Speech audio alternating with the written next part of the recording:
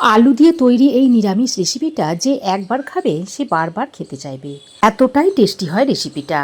নমস্কার বন্ধুরা, তিয়াসাস রেসিপিতে সকলকে স্বাগত জানাই। প্রতিদিনের মতো আজও আমি একটা নতুন রেসিপি নিয়ে হাজির হয়েছি। আশা করছি রেসিপিটা আপনাদের ভালো লাগবে। আলুর এই রেসিপিটা তৈরি করার জন্য এখানে আমি একটা বড় সাইজের আলু নিয়েছি, আর আলুর খোসাটাকে আমি এভাবে ছাড়িয়ে নিচ্ছি। বন্ধুরা, অবাক করা একটা রেসিপি, শুধুমাত্র আলু দিয়ে যে এত সুন্দর একটা রেসিপি তৈরি করা যায়, না দেখলে আপনারা বিশ্বাসই করতে পারবেন না। তো আলুর খোসাটাকে আমি ছাড়িয়ে নিয়েছি। আলুর খোসাটা ছাড়িয়ে নেওয়ার পর আলুটাকে এইভাবে আমি ছোট ছোট করে টুকরো করে নেব। বন্ধুরা, এই রেসিপিটা এতটাই টেস্টি হয় যে এটা দিয়ে এক থালা ভাত নিমেষেই খাওয়া হয়ে যাবে। শুধু ভাতই নয়, এই রেসিপিটা রুটি, পরোটা সব কিছুর সঙ্গেই খেতে অসাধারণ লাগে। তো দেখুন বন্ধুরা, আলুটাকে আমি এরকম ছোট ছোট করে টুকরো করে নিয়েছি। তারপর 2-3 বার জল বদলে বদলে আলুটাকে ভালো করে ধুয়ে নেব। আলুটাকে আমি 2-3 বার জল পাল্টে পাল্টে ভালো করে ধুয়ে নিয়েছি।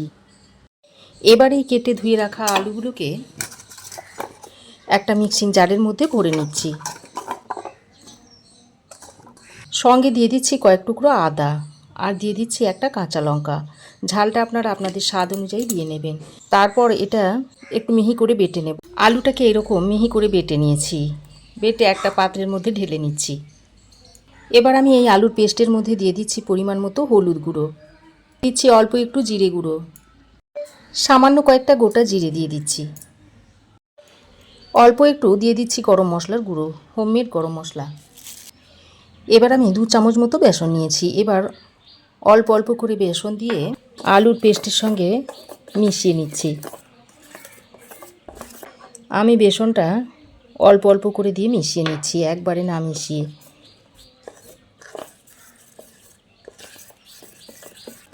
দিয়ে এইরকম একটা থকথকে ব্যাটার তৈরি করে নিতে হবে। দেখুন, এই রকম একটা থকথকে ব্যাটার আমি তৈরি করে নিয়েছি। তারপর এটাকে ঢাকা দিয়ে এক সাইডে রেখে দিচ্ছি।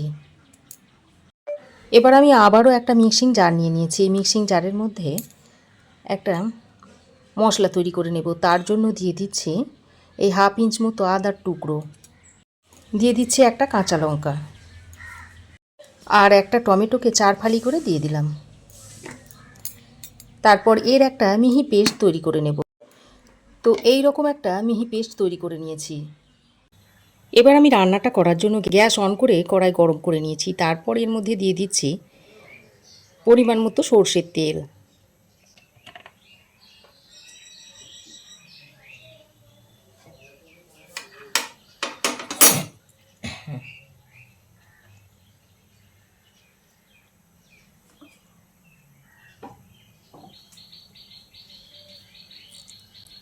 তেলটা খুব ভালো করে গরম করে নিয়ে এবার আমি এর মধ্যে দিয়ে দিচ্ছি 1/2 চামচ মতো গোটা জিরে, একটা এলাচ আর 2 টুকরো দারচিনি, আর দিয়ে দিচ্ছি একটা শুকনো লঙ্কা আর একটা তেজপাতাকে ছিঁড়ে। এবার ফোড়নটাকে দিয়ে তেলের সঙ্গে বেশ কিছুক্ষণ ভেজে নিতে হবে। তারপর যখন ফোড়ন থেকে একটা সুন্দর গন্ধ ছাড়বে, সেই পর্যায়ে বেটে নেওয়া আদা, টমেটো, কাঁচা লঙ্কাটা দিয়ে দিচ্ছি। বাটা মশলাটা দিয়ে ফোড়নের সঙ্গে খুব ভালো করে কিছুক্ষণ কষিয়ে নিতে হবে, যতক্ষণ না এর কাঁচা গন্ধটা চলে না যাচ্ছে। মশলা খুব ভালোভাবে কষিয়ে নিয়েছি। এবার আমি এর মধ্যে কিছু গুঁড়ো মশলা যোগ করে দিচ্ছি। দিয়ে দিচ্ছি 1/2 চামচ মতো হলুদ গুঁড়ো, 1/2 চামচ দিয়ে দিচ্ছি জিরে গুঁড়ো, 1/2 চামচ দিয়ে দিচ্ছি ধনে গুঁড়ো, আর রঙের জন্য দিয়ে দিচ্ছি একটু কাশ্মীরি লঙ্কার গুঁড়ো। তারপর সামান্য পরিমাণে জল দিয়ে মশলাটাকে খুব ভালো করে কষিয়ে নিতে হবে। যাতে মশলাটা পুড়ে না যায়, তাই আমি অল্প পরিমাণে জল দিয়ে দিয়ে মশলাটাকে কষিয়ে নিচ্ছি। গুঁড়ো মশলার যে একটা কাঁচা গন্ধ থাকে, সেই কাঁচা গন্ধটা চলে যাওয়া পর্যন্ত মশলাটাকে ভালো করে একটু কষিয়ে নিতে হবে। আর বন্ধুরা, আজকে আমি রেসিপিটা নিরামিষভাবে আপনাদের তৈরি করে দেখাচ্ছি। যদি আপনারা আমিষভাবে তৈরি করতে চান, তাহলে আপনারা এখানে পেঁয়াজ আর রসুনের ব্যবহার করবেন। তবে সেক্ষেত্রে প্রথমে পেঁয়াজটা ভালো করে ভেজে নিয়ে তারপর বাটা মশলাটা দিয়ে দেবেন। গুঁড়ো মশলাটা দিয়ে খুব ভালো করে কষিয়ে নিয়েছি, আর দেখুন মশলা থেকে তেল ছাড়তে শুরু করেছে। এবার আমি এর মধ্যে দিয়ে দিচ্ছি 1 চামচ পরিমাণ টক দই। আমি এখানে যেহেতু টমেটো ব্যবহার করেছি তাই টক দইটা খুব বেশি দিলাম না, 1 চামচ পরিমাণ দিয়ে দিলাম। যেহেতু আমি টমেটো টক দই ব্যবহার করেছি তাই স্বাদের ব্যালেন্সটার জন্য এখানে অল্প পরিমাণে একটু চিনি দিয়ে দিলাম। এবার আবারও সব কিছু একসঙ্গে ভালো করে কষিয়ে নিতে হবে। তো টক দইটা দিয়ে খুব ভালো করে মিশিয়ে নিয়ে এবার আমি এর মধ্যে পরিমাণ মতো জল দিয়ে দিচ্ছি। আর আমি এই রেসিপিটা যেহেতু একটু মাখো মাখো রাখবো তাই আমি অল্প পরিমাণে জলটা দিয়েছি। তবে আপনারা যদি ভাতের সঙ্গে খেতে চান তাহলে একটু ঝোলটা বেশি করে করবেন। তো জলটা দিয়ে খুব ভালো করে নেড়ে চেড়ে মিশিয়ে নিয়ে এবার এটা কিছুক্ষণ ফুটিয়ে নিতে হবে। এদিকে আমি ততক্ষণে যে আলুর পেস্টটার মধ্যে মশলা আর বেসনটা মাখিয়ে রেখেছিলাম সেটা নিয়ে নিয়েছি। এবার এর মধ্যে পরিমাণ মতো নুন মিশিয়ে নেব।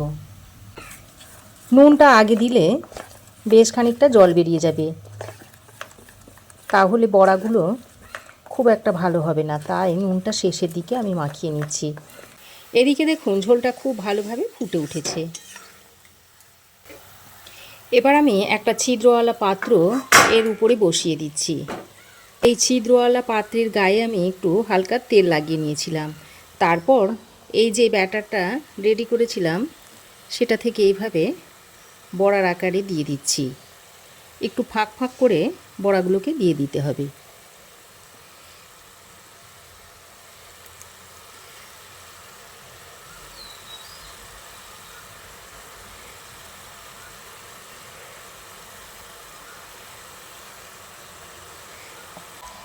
এবার আমি একটা ঢাকনা লাগিয়ে 5 মিনিট এইভাবে ভাপে বসিয়ে রাখবো। এবার দেখুন 5 মিনিট ভাপে বসিয়ে রাখার পর আপনাদের খুলে একটু দেখাচ্ছি। দেখুন হাতে কিন্তু লাগছে না।